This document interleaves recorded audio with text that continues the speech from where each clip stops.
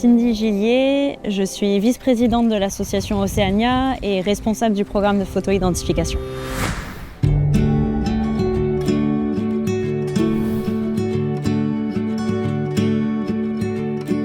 Océania, c'est une association loi 1901 qui œuvre pour la connaissance et la protection des cétacés en Polynésie française. On a 2 projets phares. Celui qui tourne déjà depuis 6 ans maintenant, c'est Vigie Sanctuaire. Pendant la saison des baleines, on a des vigies, des observateurs qui embarquent sur les bateaux à grande vitesse qui font la liaison entre Tahiti et Moorea pour pouvoir prévenir les capitaines lorsqu'il y a des animaux à proximité et pouvoir engager des manœuvres pour éviter les collisions.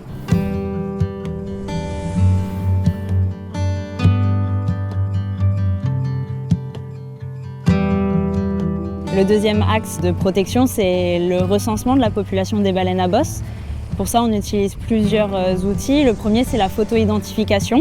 Parce que sur les baleines à bosse, le dessous de leur caudale, de leur queue, et la forme et la coloration, c'est comme une empreinte digitale. Donc on l'utilise pour reconnaître les individus. Ensuite, on fait aussi des prélèvements de squames. Il faut savoir que les baleines perdent des morceaux de peau quand elles nagent, quand elles sautent. Donc on les récupère dans l'eau et l'analyse génétique nous donne beaucoup d'informations sur ces individus. Grâce aux informations qu'on récolte avec la photo-identification, la génétique et bientôt l'acoustique, on va pouvoir faire un état des lieux de la santé de la population des baleines à bosse qui fréquentent les eaux polynésiennes et pouvoir prendre à terme des décisions pour les protéger.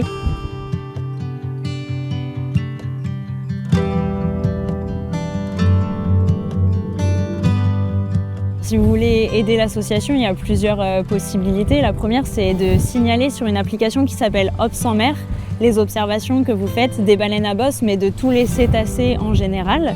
Ensuite, si vous avez la chance de pouvoir prendre des photos des baleines à bosse, vous pouvez les soumettre sur un site internet qui s'appelle Happy Whale. Et eux, ils ont un algorithme qui va reconnaître la caudale et grâce à ça, vous pourrez savoir si la baleine est déjà connue par l'association ou par d'autres endroits dans le Pacifique.